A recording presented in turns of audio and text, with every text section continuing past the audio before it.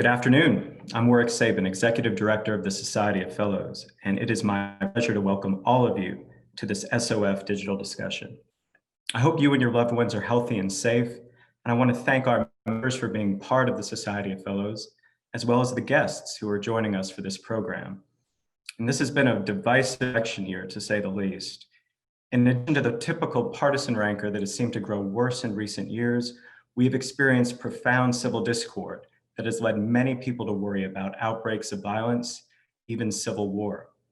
To help us try to put the current circumstances in perspective and understand how it compares to other fraught moments in US history, we invited some of our nation's top historians and social observers to participate in this discussion with exactly 1 week until Election Day. Eric Foner is the DeWitt Clinton Professor Emeritus of History at Columbia University and one of only 2 people to serve as president of the 3 major professional organizations, the Organization of American Historians, the American Historical Association, and the Society of American Historians. And he's also one of a handful to have won the Bancroft and Pulitzer Prizes in the same year.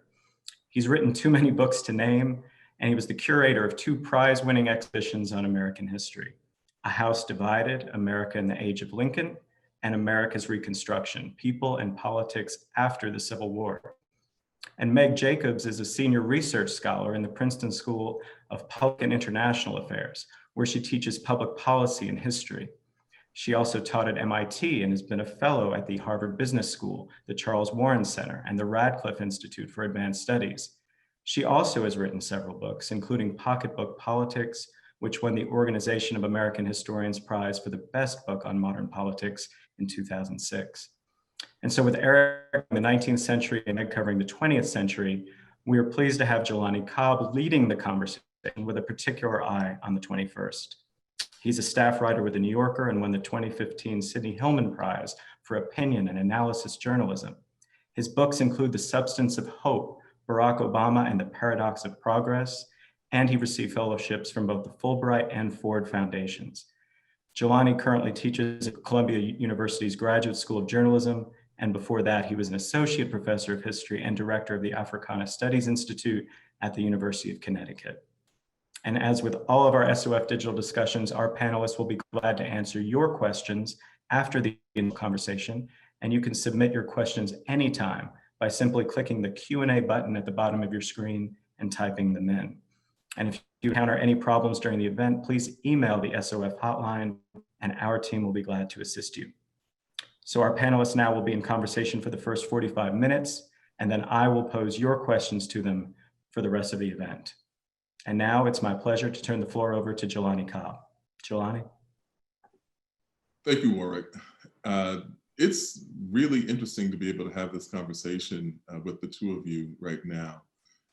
Obviously, this is a very, I think my joke, which other historians will appreciate, is that I was looking around and saying that this would be the year that launched 1,000 doctoral dissertations. But it just seems like there's so much that happens where we're thinking about the context of it and what the reverberations of it will be. And there's a level of social anxiety that I don't think I've ever seen personally, witnessed in my lifetime. And so it's really good to have people with a long view of these things to talk about how, we should be thinking about what's happening now and what will happen next week. So let's just jump into it. When we were talking earlier, we had this idea of talking about watersheds and elections. And Meg, you made a really interesting observation that not all the watersheds that we should be thinking about were in fact elections. And so I wondered if you all could just offhand talk about a few things you think that contextualize the contentious, fraught, and highly consequential election that we're about to have in 7 days. Jelani, if I can just begin for a minute, stepping back and thinking about this election and past ones, the context for our elections, of course, is created by the US Constitution. Mm-hmm. Unfortunately, the Constitution doesn't say very much about elections. It doesn't say who should have the right to vote. It does now say, give you certain grounds that people cannot be denied the right to vote, but there's no positive statement of who has the right to vote. It doesn't say what will happen if there is a contested election, if it's unclear who carried a state, or if there's more than one electoral return from a state, which happened in 1876. We're, if in these kinds of elections where there may be disputes, we're sort of flying blind in terms of what is the proper thing. I would just say very briefly that, looking back, the one thing that might give us optimism is that there have been really quite a few bitterly contested elections, and there have been quite a number where it wasn't even clear who won when after the election had taken place, and yet we sort of somehow survived. Now, it is true, of course, that the most contested election in American history, and the one in which the divisions were deepest in the country, the election of 1860, was then followed by 4 years of civil war, the death of maybe 750,000 Americans. So this is not something that would give us cause for just complacency. But nonetheless, one could, I'm not going to do this right this second, one could run through the election of 1800, 1824, 1860, as I said, 1876, other elections where there was bitter dispute, and we somehow came through the others at the other end. So maybe that's a cause for some sort of optimism in the present fraught moment. Meg? I thought you were going to go all the way up through today with but of course, in recent memory, in everyone's collective memory, is the election of 2000. So I don't know how you want to score that one, Eric, if that's a cause for optimism or pessimism. But nevertheless, I think what 2000 showed us, and this has been true since then in certain ways, although not always reflected in the outcomes of the election, we're living in a very polarized moment in American history. So Barack Obama won with a fairly substantial relative to other recent races margin, but nevertheless, I think since 2000, it's fair to say that we're living in a very polarized moment. So the intensity that you're talking about, Jelani, is certainly palpable and there, but I would say is not simply just a factor of this election. Mm. I wonder if we could think about this, over time. Are there any historical parallels you think about in terms of the driving forces? We've talked about the idea of polarization, a great deal, and but it doesn't come out of nowhere. And I wondered if you all look at, the contrails of history and say, oh, I see a tie between how we are operating now and how we've operated in some particular circumstances in the past. Polarization is not something that just came into our politics lately or in 2000 or recently. I mean, if you go back to the very beginning of the Republic, the 1790s, there was deep, deep polarization. Yes, today we have intense, insulting, off the charts rhetoric, particularly coming from the White House. But you should see what they said about George Washington in the 1790s. Both parties accused the other of being the agent of a foreign power. The Jeffersonians accused the Federalists of being an agent of the British. The Federalists accused the Jeffersonians of being agents of the French Revolution. Both parties really tried to eliminate each other. I mean, one thing about our political system is it functions best when the losing side can accept the victory of the winning side without too much problem. They're sorry they lost, but they don't think that the other side is a threat to something fundamental in their existence. Maybe that has changed lately. That's a reflection maybe of the kind of anxiety that Jelani just mentioned leading up to the election. But certainly in the early republic, the idea of a loyal opposition had not really taken root. And the opposition party was seen by those in power as treasonous, not just, treasonous, not just an opposing point of view. Again, I'm not trying to diminish the intensity of the current moment and the anxiety that I know many people feel. But I do think it's true. We have been there before in various ways. Maybe that's just a feature of our political system. I think Eric is right that it is a feature of our political system. So you could point to moments that you would think suggest the opposite. That is that we sort of all are sort of united and have come together. If you look at moments where it seems like there was, and indeed there was, a decisive victory. So for example, Franklin Roosevelt, a very celebrated president, millions voted for him, but millions voted against him too. So, his 1936 reelection was a landslide. He won more than 60% of the popular vote.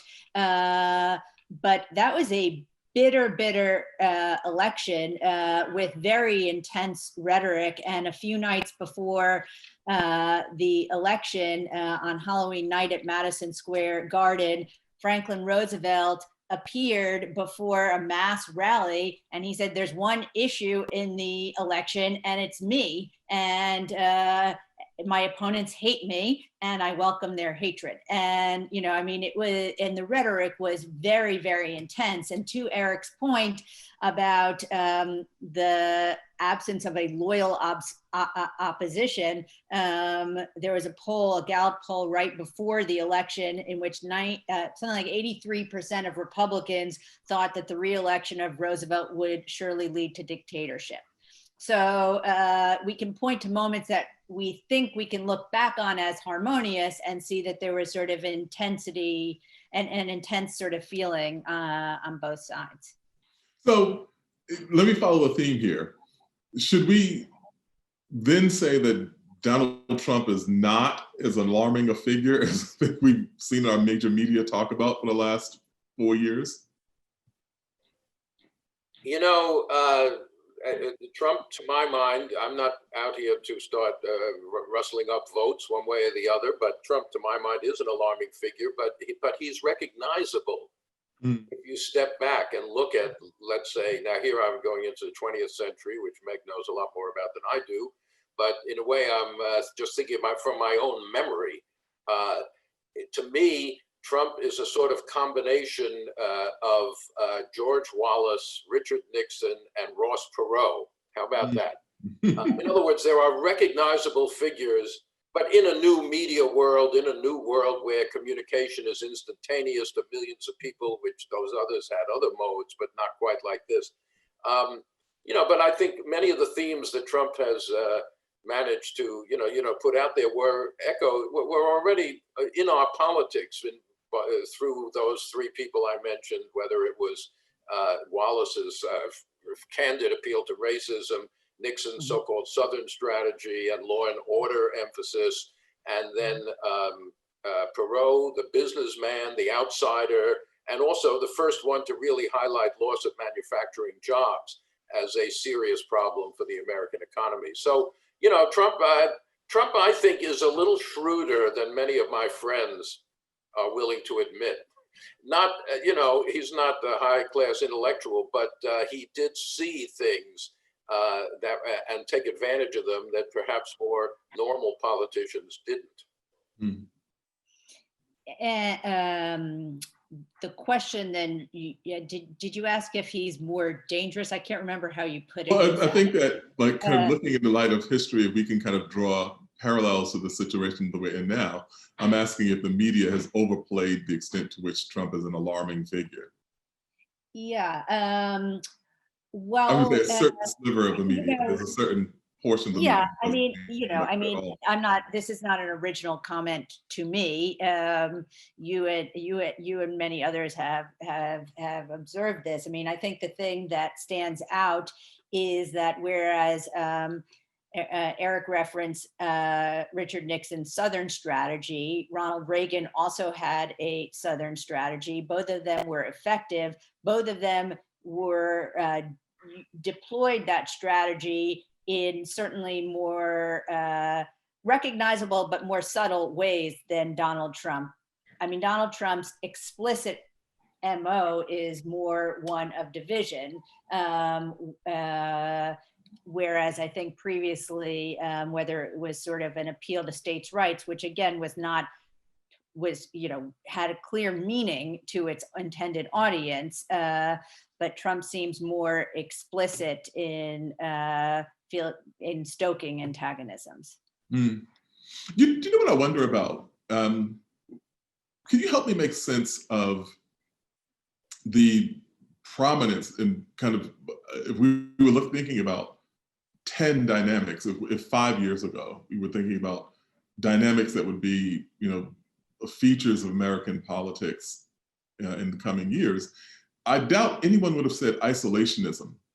But help me understand a little bit about the way in which we've seen this revival of isolationism, and if not kind of a true isolationism, then certainly a skepticism about international alliances and allegiances. Meg, I think that's more up the alley of the 20th century. Yeah, I'm thinking about it because I'm trying to think, I think since the Iraq War, there's been a sort of pulling back. Donald Trump himself, many of the things that he's articulating, I'm wondering if we want to really call them isolationism. I mean, he's been saying many of the same. It's like, that's the term, but I don't know what, that's not the right term, but I don't know what the right term is. So I'm thinking about it. I mean, so he's been saying many of the same things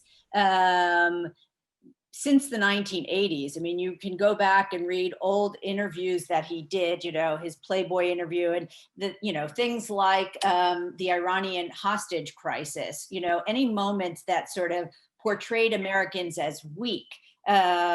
He really sort of took on. And a big thing for him has always been the sort of making our allies pay their fair share. And the outcome of this has been a sort of tensions with our allies, the likes of which we have not seen since the end of World War II. I'm just not sure where the general where the public is on this question of isolationism. I think the public is not as interested in foreign alliances, let's say, as many of the so-called opinion leaders are. We haven't heard almost anything about foreign policy in this presidential campaign from either candidate, actually. I think historically, most Americans don't pay a heck of a lot of attention to what's going on overseas unless there's a war that we are dragged into or are in danger of being dragged into. I think there is a bit of a gap between what is important to people like us, analyzing these things, and the ordinary voters who I think vote on much different grounds than America's relationship with its allies, let's say. I don't think that's a salient issue to most people. I mean, Eric is right, and I think it's a point worth mentioning. So in 1940, for example, Franklin Roosevelt, who very much was an internationalist and saw the dangers and threats as they were developing abroad, understood that he could not run on an explicitly interventionist kind of program and had to promise not to get Americans involved in the war. So I think we don't want to flatten out all of American history here and say, the public has been isolationist throughout, but it is a delicate dance that politicians have to do to sort of interest the public in expending resources abroad. Jelani, if I could just throw one little other idea into the hopper here. It's important to remember that, our electoral system reflects in many ways the society, obviously. So in the 19th century, up to the Civil War, slavery had a powerful impact on the electoral system, on political contests, on the way the electoral college functioned with the 3/5 clause, giving Southerners much greater political power than their free population would have entitled them to. The electorate in if you take the whole 19th century, the electorate was mostly just white men, right? That was it. Women couldn't vote except at the very end of the century in a few states like Wyoming, Colorado, maybe. African Americans couldn't vote most of the time. In Reconstruction, they could, and for a little while after Reconstruction, but generally speaking, most African Americans couldn't vote. So it was a political democracy of white men, basically. If that existed today, and here I will give credit to an article in the New York Times, but I can't remember the name of the author, but it was a week or two ago, saying if we still had the electorate that we had in the 19th century, white men basically, Obama would not have been president. David Duke would be sitting in the Senate because he got a majority of the white vote the white male vote in Louisiana. And you can run down all sorts of, Trump would have no problem being reelected. Mm-hmm. He's got a pretty big margin among white men, even today. So, in other words, the changes that have happened in the 20th century in our society are reflected in the political and electoral system. So these elections obviously don't take place in isolation from, pretty profound social changes that have taken place in our lifetime and maybe a little before. I did wonder if I'll ask you to do an impossible task, which you mentioned the election of 1876. And, we've heard 1876 bandied about a good bit. And who better to ask about than you, than you. So can you just kind of talk a little bit about what happened in that election? Yeah, well, why it's been so resonant of late? I hope we don't repeat this, but this was toward the end of Reconstruction. There were still 3 states in the South under the control of Republicans, who at that point were the party of Lincoln, emancipation, black suffrage, etc. And the election led to disputed returns from 3 states, South Carolina, Florida, and Louisiana, where you had both parties claim the governorship, and both parties claimed that their candidate, Hayes, the Republican, Tilden, the Democrat, had carried the state and should get its electoral votes. And the rival governors in each state sent up different electoral returns to Congress, to the Senate. They come eventually to the vice president, really, who opens the electoral vote, and declares what it says. But so he got 2 returns from, let's say, Florida, one saying that Tilden had won and one saying that Hayes had won. So whoever won the electoral votes of those 3 states would be the president, would have a majority in the electoral college. There's nothing in the Constitution about how to deal with a situation like that, nothing whatsoever. And in the end, they went around or outside or beyond the Constitution. An electoral commission was set up consisting of 5 members of the House, 5 members of the Senate, 5 members of the Supreme Court. This was the first time that Supreme Court justices helped to determine the president. It happened again in 2000, as Meg pointed out a couple of minutes ago.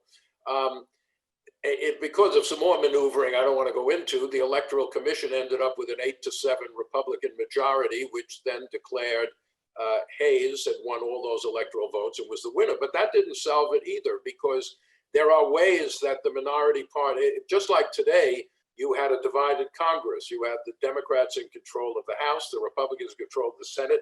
Both houses have to sort of sign off on the result.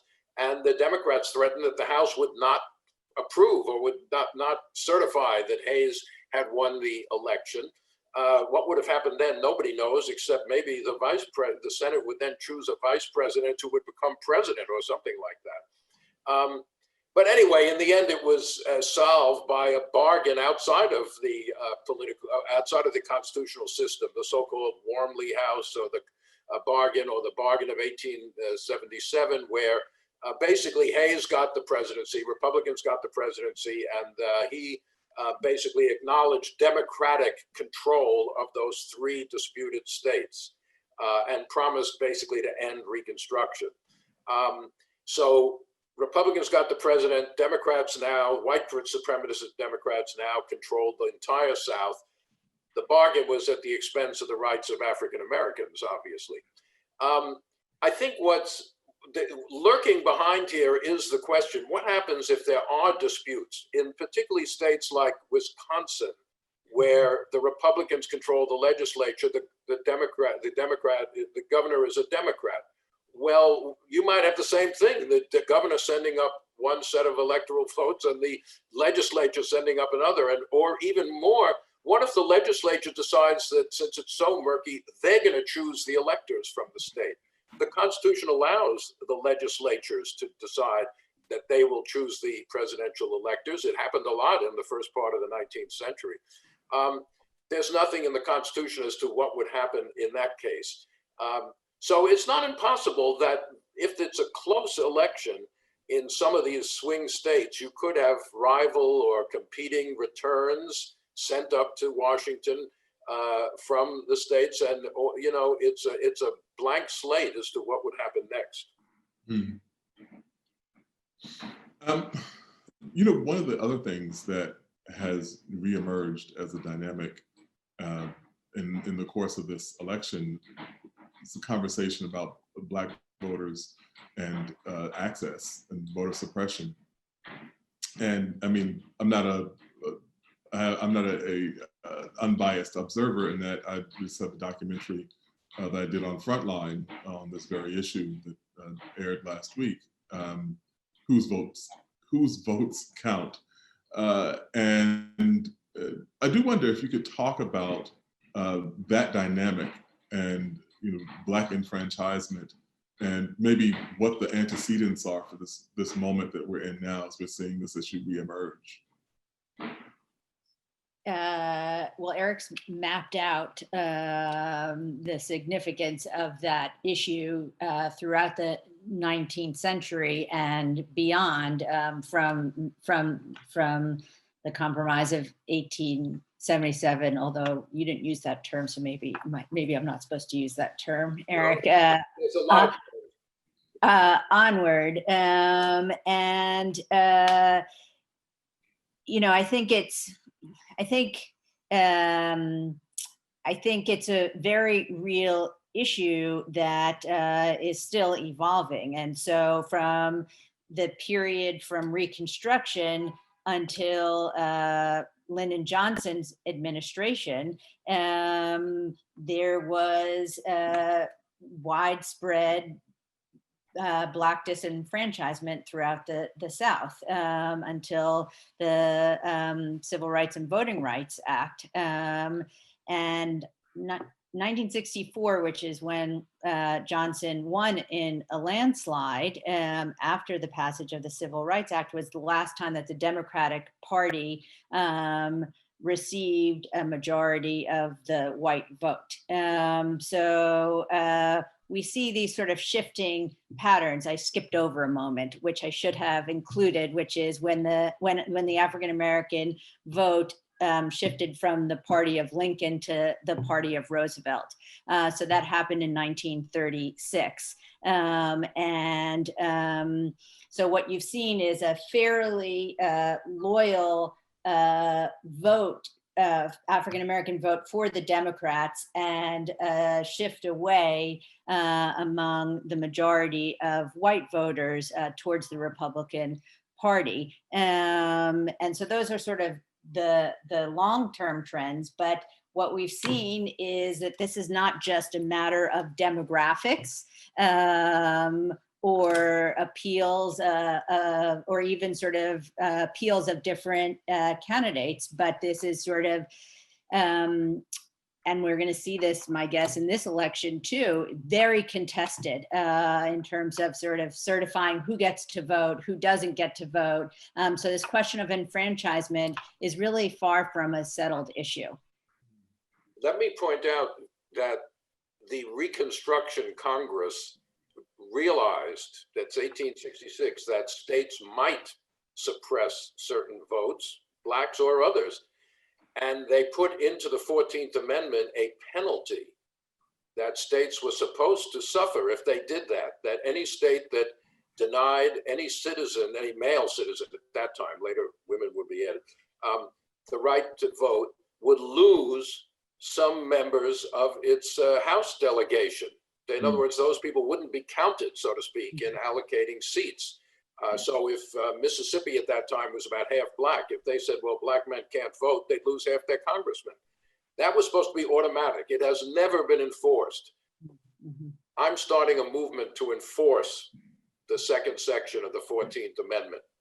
It says they shall, it's not supposed to be, it's supposed to be automatic. They shall lose some of their members of Congress. This is a penalty in the Constitution for states that deny citizens the right to vote. And today there are states, Georgia, Wisconsin, Florida, Texas, which have chucked thousands of people off the voting rolls for trivial or no reason. They should lose some of their congressmen. Well, I think that's a really interesting idea, especially given, I guess, what the debates and politics around the census have been, that, the number of people who are allocated to the House of Representatives may or may not have any relationship to the number of people who are in the state. This is something else I think that has a kind of interesting historical background, and I think the role of kind of economic disparities, what we're calling now, what is it, income inequality, which strikes me as a perfectly useless euphemism. And the old left was very direct about these things, would say class exploitation, but income inequality is the euphemism that we're going with these days, and the term du jour. But I do wonder if you see connections with social upheaval in previous periods that spawned populist movements, and particularly, of course, the 1890s, or moving into the 1930s, any of those things. Like how much of the past, the historical past, do you see in the tumult around these issues right now? Well, it's an interesting question because before this summer, with the emergence of the Black Lives Matter protests, I was sort of struck by how quiescent sort of the entire electorate seemed to be in the face of a global pandemic and an abrupt downturn in the economy. And there were sort of protests here and there at meat packing plants or wherever, but I was sort of amazed that there was sort of less agitation. And I did see a poll, I guess it's true, maybe you can confirm this or not, that says that more than 50% of the public feel that they're better off than they were 4 years ago. That's kind of stunning to me, and doesn't seem to comport necessarily with the actual facts on the ground. Whereas if you look back to the 1890s, the sort of conventional wisdom is with the rise of populism that came about as a result of all of this, of economic depression and hardship, agrarian hardship. And you could say the same thing for the 1930s. You know, the result of 25% unemployment had direct consequences for Herbert Hoover, let's say, in 1932. It's not clear to me today that President Trump, as the incumbent in a downturn, is suffering as much as he might otherwise. It's a puzzle. I'm not sure I have the answer to it. Maybe you have a different view on this, Eric. Well, I mean, I think lately, I think he has. This is now, according to, again, polls we know aren't always totally accurate, but that currently they say that for the first time, Biden is given a little edge by people over Trump in how he will handle the economy. The economy was supposed to be Trump's trump card, you know, in the election. It seemed to be doing quite well before the pandemic in terms of low unemployment, et cetera. You know, I think people started off saying, well, it's not Trump's fault. I mean, there's a pandemic, things are going haywire economically, but this is a worldwide thing. Trump didn't invent the thing. I think now that it's clear that Trump completely failed to deal with the pandemic, you know, in any intelligent way, people are now reacting and saying, well, the pandemic may not have been his fault, but the fact that we're still suffering from the pandemic and the federal government hasn't done anything about it, and that he's actually urging people to do things that will further spread the disease, I think is affecting people's view of who's responsible for the economic downturn right now, which is a good timing for him, obviously, 1 week before the election. But I mean, sorry, go ahead, John. Go ahead.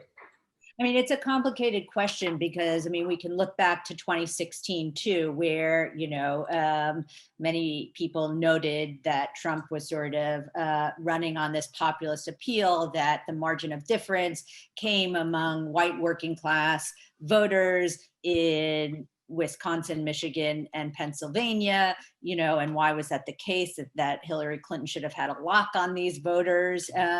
You know, to take the sort of a longer perspective, maybe too long that it's not helpful, but to take a sort of longer perspective, you know, it used to be the case very reliably from the 30s through the 60s that the Democratic Party sort of would win on that question of income inequality. That's what you're calling it, right, Jelani? On these sort of economic questions. But from the 70s on, no one party has sort of consistently made an effective appeal that they could best provide for the working class amidst globalization, amidst sort of widespread deregulation and globalization that led to the decline of manufacturing jobs, et cetera. So, you know, in 2016, Trump made an effective case that he would restore economic well-being to the white working class. I just wanted to point out that this is a longer issue in which both parties have really not sufficiently sort of locked down that argument one way or the other. Yeah, I'm glad to remember, as I pointed out, Perot put that on the agenda, as you know, in 1992. And ended up winning. You know, we forget about Ross Perot. Maybe he was kind of a weird guy, of course, but he got 20% of the popular vote, the largest third party in the 20th century vote. So there was electoral gold to be dug up if you emphasize that. But as you say, both parties in the 90s, whether it was Clinton or then Bush, et cetera, were enamored of globalization and enamored of the neoliberalism, and you know, so that where are you going to turn at that point if you want the government to do something to help promote American manufacturing? Neither party was interested in that. Trump saw that. He saw there was a pathway through this economic issue that Clinton or the Democrats couldn't really utilize. So you have to give him credit for political shrewdness there. Well, I mean, I think it's interesting that, you know, because both of you have talked about both parties, and I think that it's applicable because we've talked a great deal about the extent to which George Wallace is one of the antecedents, you know, for Donald Trump. But we haven't talked about Henry Wallace as an antecedent for Bernie Sanders. And the extent, which really seems like the Democratic Party has big problems of its own, because the Bernie crowd is hanging on by their fingernails, it seems, to what the centrist Democratic Party is. Do you think that there are those sort of connections with the previous iterations of the left and their conflicts with the liberals and the Democratic Party? Yeah, I think the Bernie AOC, that wing of the party, is is conscious. Whether I think Bernie identifies more with Eugene Debs than with Henry Wallace, partly because Henry Wallace, at least in political discourse, is kind of dismissed as a guy who was soft on the Russians, after World War II, and that's not apparently considered correct. But yeah, I think if Biden wins, I think we're going to see a real battle within the Democratic Party. It'll depend on what happens in the Senate to some extent there. But as to what, is this going to go down the progressive route, or is it going to go down whatever the moderate route is right now? But yeah, I think people, after all, they call it the Green New Deal, right? That is a explicit, bringing up the memory of FDR as an antecedent or a predecessor of dramatic and far-reaching action to save the economy. Bernie Sanders, it's interesting because obviously he's on the left, but he associates himself, as Eric just said, as a New Dealer. That's sort of, and really what that's a testament to is both where the New Deal was, right, which, was sort of not communism and not fascism, somewhere in between, but was decidedly a break from fairly radical break from what came before.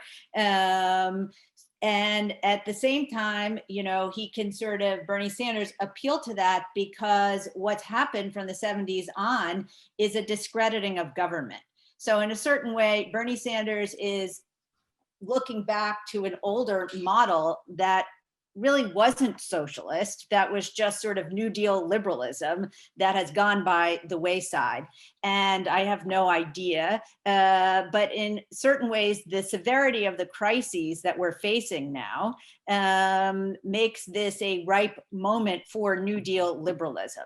So that's another way of framing it. Mm-hmm. Yeah. So we have just about 3 minutes before we go to the Q&A part of it. And I hate to do this, but to split the baby in half and portion 90 seconds to you each for this really kind of potentially far-reaching question. But to what extent are you concerned about the possibilities of violence in this election? And do you see anything in the history of the country that pushes you in one direction or another about it? There are violent people around now, and they are marching in streets. They are demonstrating with their guns. They are encouraged by the president and other Republicans, I'm afraid, in many states. Let us say there's a dispute over who won, whether that will produce violence, I really don't know. Sitting here on the Upper West Side of Manhattan, the threat of violence seems fairly remote, right? Mm-hmm. I don't expect to see it in our streets here. Mm-hmm. Parts of the country, though, it's not impossible. If people who are enamored of their Second Amendment rights and other things feel that they've been robbed of the election, it's not at all impossible. But who would the targets of this violence be? I don't expect we're going to see a revolutionary upheaval to overthrow the state. Mm-hmm. It's not impossible, but I don't like to try to predict the future. We have enough trouble figuring out what happened in the past. Yeah, I may be less, not that you're sanguine, but about this, but I sort of think from the, it's not going to necessarily just start. I think there will be violence, and I don't think that it's going to, I don't predict things either, but, if the last 4 years is sort of an indication, there is a ratcheting up of political violence. And I think it's not going to just start after the election. I think we're going to see it on the day of the election with the so-called poll watchers who've been sort of mobilized by the Trump camp in various precincts. And I think it's going to sort of run on through. I mean, that's just maybe too gloomy a note to end on. But I think there's going to be a lot of contestation. I think there's going to be a lot of contestation in sort of formal political channels and informal political channels too. And Eric can talk more about this as the 19th century historian. Violence is not foreign to our democracy. I mean, we've seen it. We've seen it on the floor of Congress. We've seen it out in the streets. Violence is. We had election riots in New York City quite frequently in the first part of the 19th century, where it seemed like the side that won was the one who was able to injure or kill or at least prevent from voting the other side. So, yeah, electoral violence is not new. Mm. And so on that cheery, optimistic note, I'm going to give it over to Warwick, who will moderate for the Q&A. Thank you, Jelani. And yes, thank you all for a very, very rich discussion. It's been terrific, and we still have about 15 minutes left. I want to remind our audience, if you have questions for the panel, you just need to click that button at the bottom of your screen that says Q&A and type it in, and we will try to get to it before time runs out. I'm going to preface the first question I'm going to read, though, by sort of picking up where Eric left off, because to me, that it seems sort of vaguely reassuring in a strange way to hear about all of the troubles that we've experienced in our democracy for the Republic, because it does really help put things in context. The first question we got in is a mechanical question from Martha Jackson, who simply asks, if Trump refuses to accept his defeat, which entity has the responsibility to remove him? But I would just add to maybe you could give us some historical context, because has anything like that ever happened before? Has a president ever threatened not to leave office when not reelected? Not to my knowledge, but maybe Meg can think of something.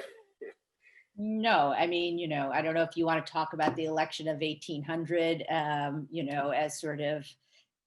Well, they fought it out, but I don't think John Adams didn't say I'm not giving up the No, I mean as a counterexample, as sort of establishing a model that Yes, of course, that is correct, right? The election of 1800 was weird in other ways, but we don't need to get into that right now. Aaron Burr, Jefferson, etc. No, I mean one person who can be invoked here is Richard Nixon. Remember, 1960, he felt he'd been robbed, and there's some that Mayor Daley's machine had manufactured enough votes in Chicago to swing Illinois to the Kennedy side, and that gave Kennedy enough electoral votes, etc. And Nixon had a case. I think Mayor Daley's machine was not the model of probity, but he said, "I'm not going to contest this. I'm not. It would undermine our democracy if what appears to be the losing candidate refuses to accept the result." Maybe I'm being too nice to Nixon, Meg. I don't.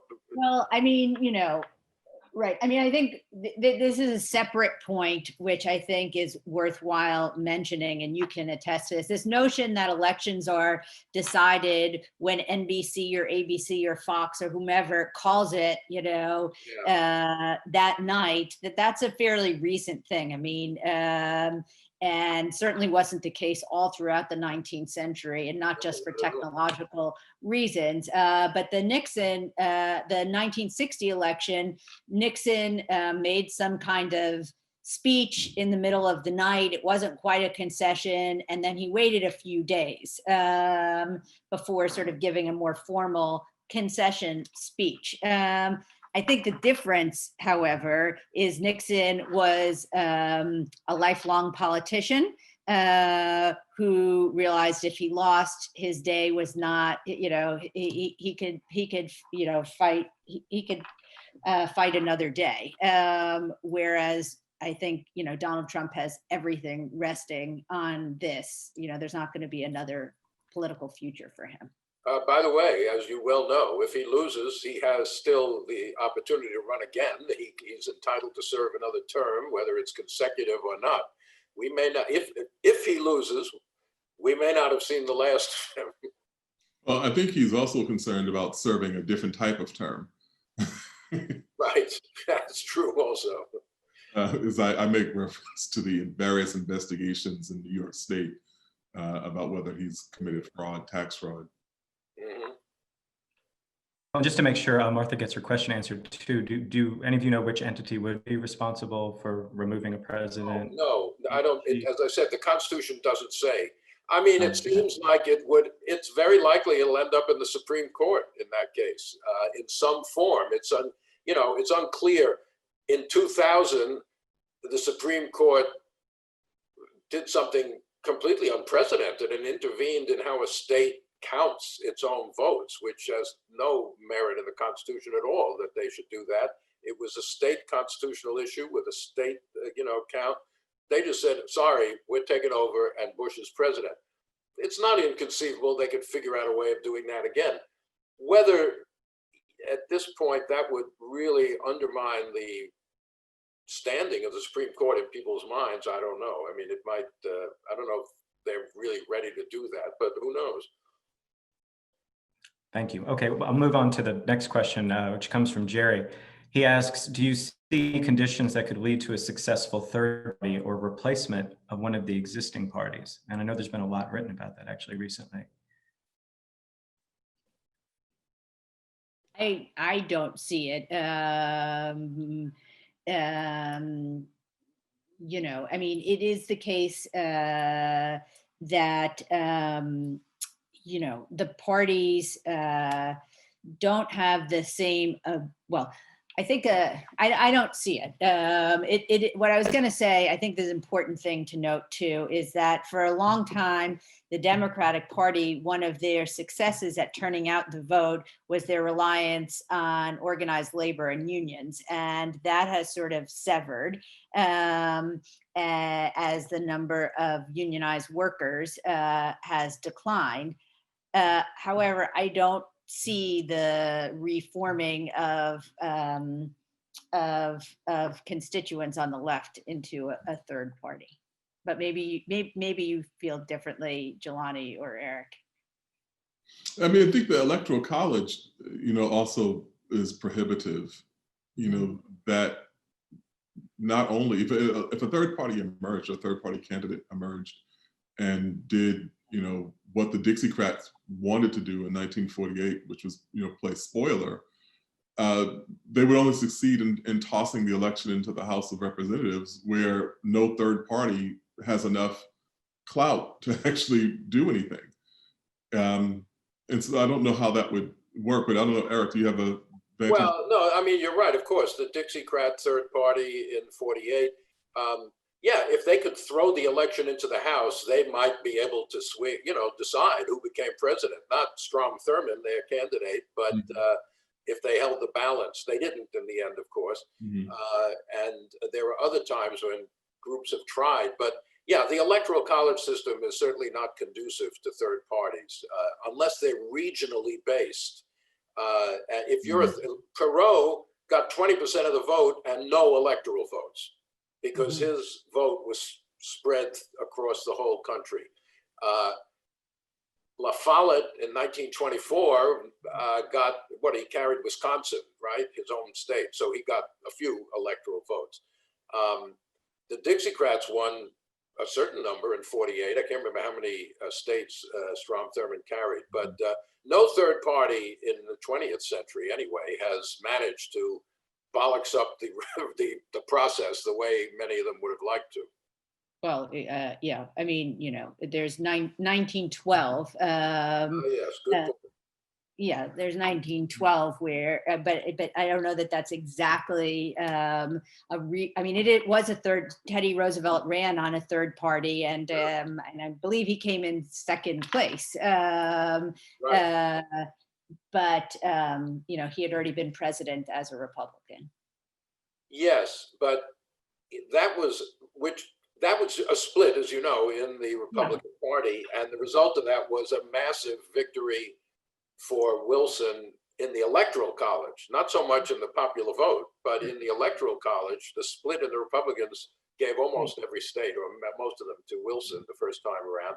So if Bernie runs off and tries to form a third party, a Labor Party, a radical party, probably the same thing would happen.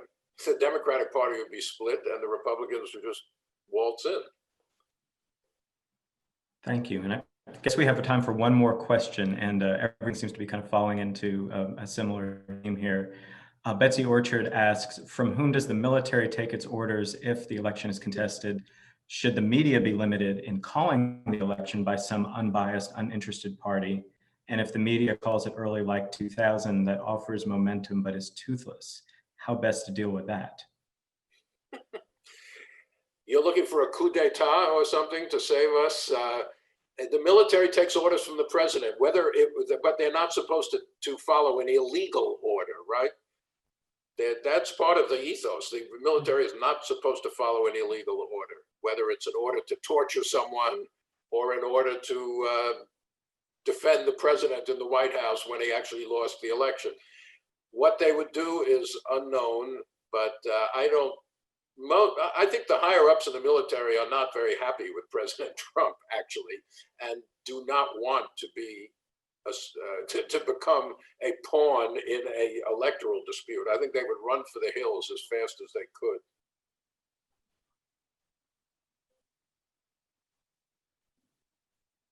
Meg or Jelani, did you have anything to add to that? No, I think, but there's a question that is in the chat that I just wanted to jump on really quick because it's irresistible, and we have 2 minutes left. It says, what is the story on electorates? I think it's electors having to vote for their constituents' pick. Aren't the states different? And so the electors are not obligated to vote for the person who wins their state. There's such a thing as a faithless elector, but various states have passed laws to penalize electors who don't, because they're pledged to vote for a particular person, but you can break an oath. And now I think a number of states. But will their vote for someone else count? Presumably it will. Right. They may be punished for breaking the law of their state. In fact, didn't the Supreme Court rule on this year, saying the Supreme Court ruled on it? Yeah, saying the states could. What would their vote be counted for if they vote for the guy who didn't carry the state? I don't know. This is where everything is all undetermined. But the other thing is that, to your earlier point, the bigger threat is not that electors will be faithless, but that state legislatures will seat an entirely different set of electors. Say if Biden wins Wisconsin and the state legislature says, we think that all of these mail-in ballots were faulty, so we're just going to give the state to Trump, and they will seat a slate of electors that are pro-Trump. And I think that's probably the more likely scenario when there's a dispute about elections. The Supreme Court would go with that, no question about it. The Constitution says the legislature can choose electors any way it wants, either by itself or by popular vote or whatever. They can flip a coin if they want and decide who the electors are. We need to get rid of the Electoral College. That's a whole other thing we don't have time to go into, but it's a completely absurd system. Well, on that note, I guess we can round out the conversation. I do want to thank the three of you so much, though, because again, I think the historical context here is really important to help us understand the moment that we're in, but also to anticipate what's to come. And as you can tell from the questions we're getting, I think there's a lot of anxiety about what's coming, and knowing, a little bit about, what's transpired in the past and what may be possible going forward, I think is really, really helpful. And certainly the Institute is trying to fulfill its mission to provide a platform for civil discourse. And that's going to become, I think, even more important, if it could be more important than it is right now, as we enter a very delicate stage in our democracy. So thank you so much, all three of you, for joining us at this moment, 1 week before Election Day.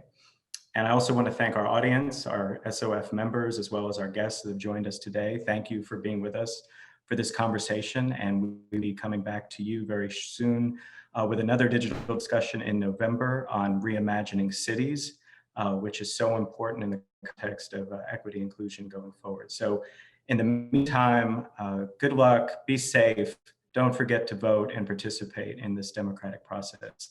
And we look forward to seeing you again soon. Thank you.